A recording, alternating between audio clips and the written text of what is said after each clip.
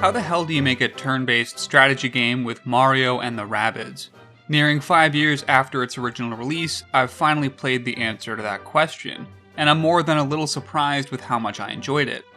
The Ubisoft-developed and Nintendo-licensed Mario and Rabbids Kingdom Battle is not what I expected, because I was expecting a charming and cheerful baby's first XCOM, but what I got was a few notches more compelling and a few notches more demanding than that. Because I didn't even get to the end of World 1 without facing some challenges that took a few tries and a few different strategies to overcome. And that's because anyone who's played one of the PC tactics games from which Kingdom Battle takes inspiration will need to retrain their brain a little bit. You'd be forgiven for thinking that any idle screenshot of Mario and Rabbids was just a strategy game with more colors and less combat fatigues, but you'd never make that mistake when seeing it in motion. Because this game is fundamentally about motion, and that's arguably its key differentiator. The beating heart under the overalls of Kingdom Battle is an attempt to solve for the game design problem of how do we prevent people from just sitting behind chest-high walls and shooting indefinitely. And it's no coincidence that Ubisoft's proposed solution to that problem simultaneously answers, how do we make a turn-based strategy game about Mario? Simple, a heavy emphasis on running and jumping. Let me take a step back before we get into the pipes. The Mario and Rabbids universes have collided due to a fiasco with a world-spanning VR headset. When this powerful gamer equipment falls into the wrong hands, it's up to Mario, his friends, and their Rabbid doppelgangers to save the day, and boy do they make an entertaining team. Collectively, every pantomiming Nintendo representative plays the straight man, so that the Rabbids can handle the laughs, and they're so ridiculous that you don't even have time to notice that Mario has a gun now. I've always found the Rabbids funny, ever since their debut title. Their slapstick screaming heavy comedy just works for me. That's definitely more than a little subjective, but I think what can be almost universally appreciated is how much effort went into getting them to fit alongside Mario. With their only speech being yelling, they need to communicate via their designs and their movement, and so much attention was placed here that you can really feel each of their personalities. It is fun just watching them, and half the appeal of getting to the big climactic boss battle is to see which Mario staple the Rabbids would be aping, and how they'd be aping them. The game is filled to the brim with expression, and almost every inch of it contains something funny, usually a Rabbid trying and failing to contend with the weather conditions in a given area. Of the main cast, there are 8 total characters, split down the middle with 4 reps from each brand. Your quest will have you controlling 3 of them at any given time, moving through a linearly unlocked world dotted with puzzles, unlocks, and of course, fights. The puzzles escalate in difficulty as you move through the game, and you even get some rudimentary exploration abilities to open up paths in previous worlds, though I would hesitate to say that these out-of-combat sections are a real focus. They are a simple glue meant to string together the kingdom battles themselves.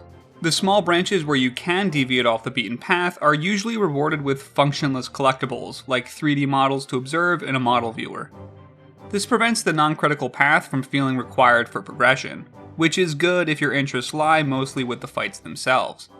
There's a hub area that collects the entry points to the game's worlds, and it also houses a few unique buildings, though you'll seldom find a reason to trek back here lest the story demands it. Upgrading is done through a menu, and the only way to heal between battles is by finding a sparse distribution of mushrooms, likely to encourage experimenting with different team compositions, and making the most of each member until you earn the reprieve of an end-of-chapter recovery.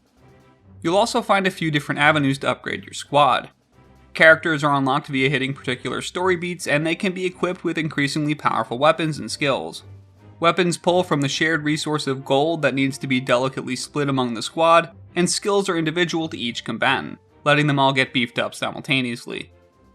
Putting in points will increasingly distinguish each fighter to something broaching a bruiser, a shooter, or a support. The decision making comes not in how you want them to be built, but in how you want them to be prioritized, because there are enough points to unlock the entire skill tree for each character if you put the time in. All of this exploration and progression is fine, but it's ultimately in service to the component of the game that is well above fine: the combat.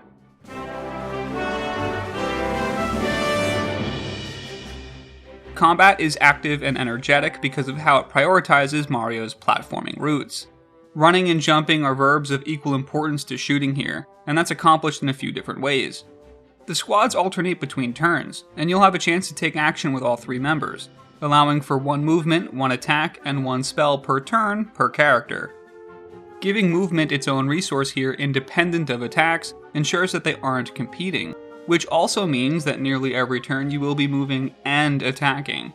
That gets paired with a few innate traits that each character on your team possesses. The ability to move through an opponent for a free hit, and the ability to move through an ally to jump off of their heads, propelling you a few extra spaces on the grid, giving you vertical to abuse a high ground advantage, or in some cases, jumping on your opponent's head for tons of damage. The outcome is a higher velocity than I'm used to with this kind of game, and it also opens up a ton of strategies. You'll want to be mindful of the ending location of your characters after a movement, ensuring that it doesn't just let them attack while maximizing their safety, but also the ability for their peers to jump off of them. Some characters can even unlock the ability to jump off of 2 teammates in one turn, and in true Mario fashion, there's also pipes cutting through and surrounding all levels that can be entered to pop you out somewhere else, giving a small movement increase in the process. The end result is that the best and most thought out plays in Kingdom Battle look like a well-constructed Rube Goldberg machine of jumping cartoon rabbits, hilariously daisy-chaining jumps and movements that end in a clean kill. There's a chaotic fun to it.